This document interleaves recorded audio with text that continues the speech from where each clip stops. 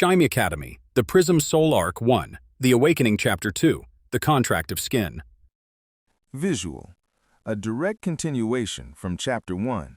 A high-angle shot looking down at Kai on top of Emi on the messy bed. Emi's face is beet red, steam practically rising from her head. Kai is frozen, realizing exactly where his hands are, on her soft stomach. The room is still filled with stuffed animals watching them judgmentally. Please tell me this is a nightmare?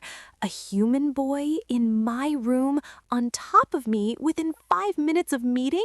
My heart can't take this kind of stimulation. Crap. She's so small and soft. Wait, stop thinking that. I need to move before she explodes. Kai scrambles backward off the bed in a panic, tripping over a pile of teddy bears and landing hard on his backside on the wooden floor. Emi pulls the blanket up to her nose, peeking over it with teary, distrustful eyes.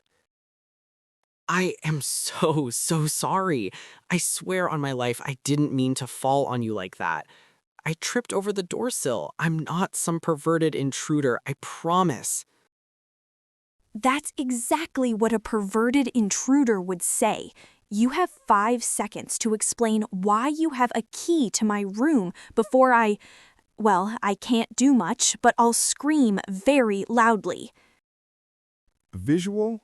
Kai stands up, dusting himself off, trying to regain some dignity. He holds up the rusty key the headmistress gave him. Emi has sat up slightly, looking at the key with confusion. Look, it's the truth. The headmistress gave me this key. She said room 001 and the F-rank dorm was empty. How was I supposed to know a spirit was secretly living here among a mountain of plushies? Empty? But I've been living here for 3 months. Did the Academy administration forget about me completely? That's actually very believable. Visual. Emi sighs, wrapping herself in a robe over her underwear. She sits on the edge of the bed, looking dejected. The comedic tension drops to a slightly sadder tone. I guess it makes sense. I'm Emi, a normal type. I can't transform into a cool weapon like the steel types, and I can't shoot magic like the fire types. When I try to bond, my form just destabilizes and my clothes rip. I'm defective, so they stuck me out here. Destabilizes? Is that why you were, half-dressed when I came in? Visual. Kai sits down on a nearby wooden stool, looking equally dejected. He gestures to himself. Well, we make a good pair then. I'm Kai, the Zero. I have no elemental affinity whatsoever. The only reason I wasn't expelled today is that I made a bet with the headmistress that I could survive in this haunted dorm for a week. Visual close-up on Emi's face. Her eyes widen in realization of their shared predicament. Wait, if you don't bond with a spirit within a week, you'll be expelled for being useless to the Academy, right? Visual. Split panel. Kai nodding grimly on the left. Emi looking terrified on the right. Yeah, that's the deal. No partner, no school. And if I don't find a human partner soon, my spirit energy will completely fade away, and I'll vanish into the void. Unbonded spirits can't exist in the physical realm forever. Visual. A medium shot of both of them in the messy room. The realization hangs in the air between them. They are looking at each other, connecting the dots. So, I need a spirit to stay enrolled. And I need a human anchor to stop fading away. We have to team up. Visual. Kai stands up, looking determined. He extends a hand toward Emi. All right, Emi, it's temporary, just for this week until we figure something else out. Let's form a pact. You help me survive the storm, and I'll provide the anchor you need. Visual. Emmy blushes and nervously pulls a glowing, translucent sticker with arcane symbols, a spirit seal, out of a drawer next to her bed. Oh, okay, but a verbal agreement isn't enough for the Academy systems to register us as a pair. We need to perform a provisional resonance contract using this seal. Visual. Kai looks at the seal closely. A contract seal? Okay, seems simple enough. Where do I stick it? On your forehead? Your arm? Visual. Emmy's face turns completely red again. She looks away, fidgeting with her robe. No, you idiot! It has to be placed near the spirit core for maximum energy transfer. That means, somewhere central on the torso, like the chest or stomach, and it has to be direct skin contact. Visual. Kai freezes. He looks at the seal, then at Emmy, who is tightly wrapped in her robe. Skin contact on your torso?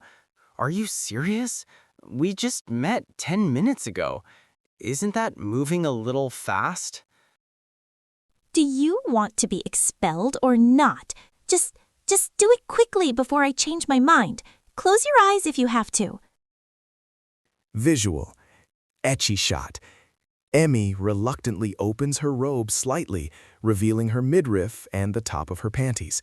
She is trembling. Kai, sweating nervously, reaches out with the glowing seal, trying to place it on her stomach without looking too closely. Don't look! Don't look! Don't look! Just place the sticker. It's just a sticker. Oh God, her skin is radiating so much heat. Your hands are cold. Don't tickle me. Because Emmy flinched from the cold hand, Kai misses his target. His hand slides down lower than intended, pressing the seal just above her hip bone, near the waistband of her panties. Yeah! Not there. That's a sensitive spot. Visual. The seal activates with a bright flash of white light. Kai pulls his hand back as if burned. Emmy collapses onto the bed, breathing heavily, the glowing seal now affixed to her hip. It's done. The light means it worked, right? I didn't mean to slip, I swear. You defiled me. My impurity is now registered in the school database forever. I can never get married. A few hours later, it is nighttime outside the window. The room is dimly lit by a single lamp. Kai looks at the single small bed, then at the hard wooden floor. Okay, crisis averted for now. But we have a logistical problem. There is only one bed in this entire dorm. Visual. Emmy sits up in bed, pulling the covers tight. She looks defensive. Absolutely not. You are sleeping on the floor. You already felled me up with that contract seal. You aren't getting into my bed either. Be reasonable. The floor is full of splinters and probably haunted centipedes. Besides, the contract manual says proximity helps stabilize the bond. Later that night, they compromised. They are both in the small bed, but with a giant wall of stuffed animals built between them. They are both lying rigid, staring at the ceiling, wide awake. This is torture. I can hear her breathing. The bed is way too small. He's so close. My spirit energy is buzzing like crazy just being near him. Is this what having a partner feels like? Visual panel of the chapter. Middle of the night. The stuffed animal wall has collapsed. Emmy has rolled over in her sleep and is clinging tightly to Kai's arm, her leg thrown over his with a peaceful, drooling smile. Kai is still wide awake, looking terrified at the ceiling, afraid to move a muscle. If I move, she wakes up and screams. If I don't move, I lose circulation in my arm. This is going to be a very long week.